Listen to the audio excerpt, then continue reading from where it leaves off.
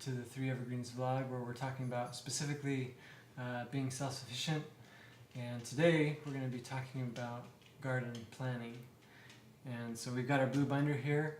If you haven't watched our video on that we did last week, I'd suggest you go back and watch that about getting organized if you're planning on doing something for making yourself more self-sufficient this year.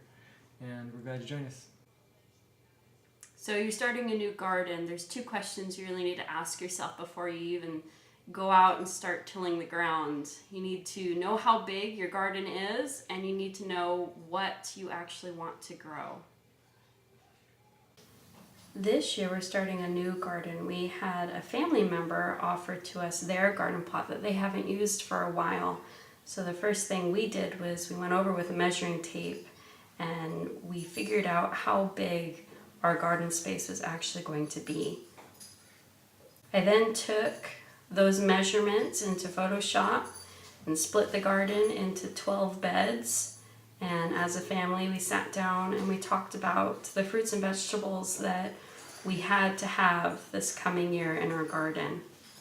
So we're getting ready now to go over and clear this new garden plot. We need to pull up all the annual and perennial weeds now before we lay down any compost, before we plant anything. We want to start with a fresh new canvas.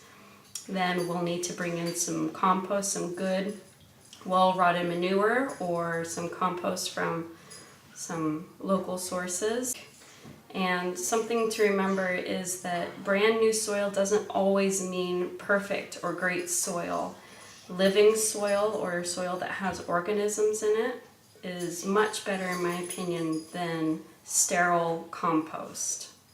So now you know how big your garden plot is. The next thing you need to know is your USDA zone and how long your growing season is. This is going to help you determine on what fruits and vegetables you can grow successfully in your area. Once you figured out your zone and how long your growing season is, the next thing is to figure out what exactly do you like to eat? What vegetables and fruits does your family enjoy? And try to plant those things. If you enjoy eating it, you're more likely to take care of it. You'll also want to know if you're going to practice crop rotation or if you have enough time for successive planting.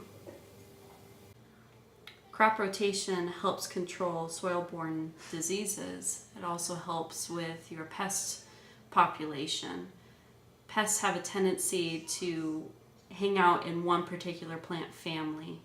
So you might end up with carrot fly, and as the name suggests, they love your carrots. And so if you're planting your carrots year after year in one area, you're more likely to have a greater pest problem for your carrots. By rotating them, you're helping to disrupt the flow for the pests. On the garden plot that we're going to be using this year, we will be doing a summer and an autumn garden. So we will be rotating the plants that we have in our summer garden and also the plant varieties that we've chosen for our autumn garden.